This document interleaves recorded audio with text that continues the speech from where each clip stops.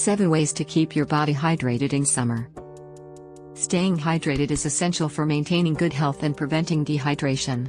Here are some tips to help keep your body hydrated. Drink plenty of water. Drinking water is the best way to hydrate your body. You should aim to drink at least 8 to 10 glasses of water a day. Eat hydrating foods. Certain foods are high in water content, such as fruits and vegetables like watermelon, cucumber, oranges, and lettuce. Consuming these foods can help keep you hydrated. Avoid sugary drinks. Sugary drinks like sodas and energy drinks can actually dehydrate your body, so it's best to avoid them. Limit alcohol and caffeine. Both alcohol and caffeine can dehydrate your body, so it's important to consume them in moderation and drink plenty of water along with them. Monitor your urine. Monitoring the color of your urine can give you an idea of your hydration level.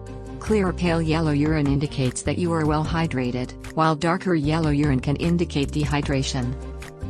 Drink water before, during, and after exercise. It's important to drink water before, during, and after exercise to replace fluids lost through sweat. Use a humidifier. If you live in a dry climate, using a humidifier can help keep your body hydrated.